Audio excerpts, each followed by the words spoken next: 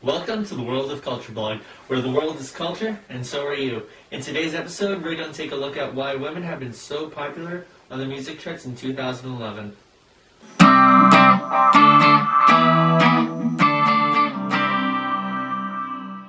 In the year 2011, out of the 14 songs that managed to hit number 1 on the Billboard 100 charts, 9 of the songs had a female artist at the head of the track, whereas 12 songs had at least one female artist featured on the track. Why are women doing so much better than their male contemporaries, at least in the year 2011? Is it because they're better singers? Is it because they're more beautiful? Or is it something else entirely? On one hand of the equation, we have artists like Rihanna, who, while not the best singer around, still has a very sexy image. I mean, those legs, that face, that body. And on the other hand, we have artists like Adele, whose vocal range manages to go from here to the moon. She doesn't have the typical pop starlet look. She's kind of small, kind of fat, but at the same time, that's not why people listen to her. She just has a great voice.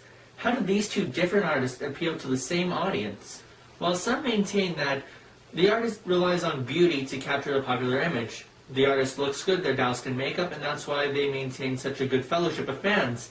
Now, while this does seem to be a legit argument, and yes, of course, every artist needs to look a bit beautiful, needs to wear a bit of makeup, it's not the sole reason why someone listens to that artist. Remember, music is auditory, it's not visual. You don't just see music, maybe unless there's a music video.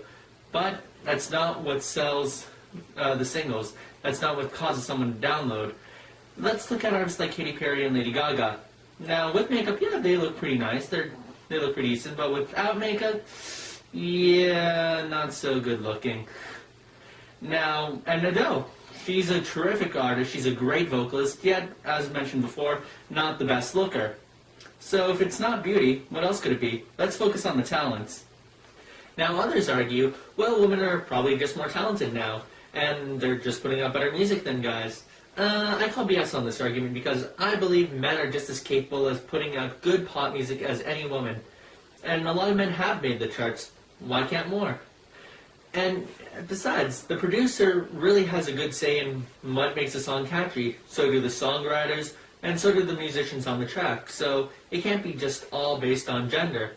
And anyway, why would the music industry be putting women ahead of guys anyway? I don't think this is really answering the question, but I believe it's really the appeal of the artist that answers the question, not necessarily their musical talents.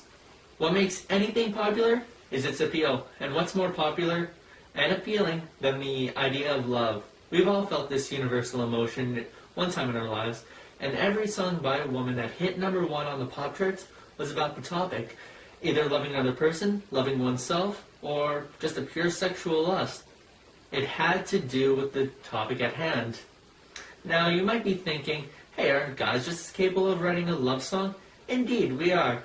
And 3 songs on the pop charts were done by men and did deal with the topic of love. But women, a female listener can see themselves in a woman a lot better than when it's a guy speaking about the topic. So in conclusion, because women make up most of the demographic for pop listeners, especially young teenage girls, they're going to want a singer who best reflects them, and that would be female artists. And that's why they're getting very popular in 2011, and probably even so forth. I'm Eddie Karam. Have yourselves a nice day.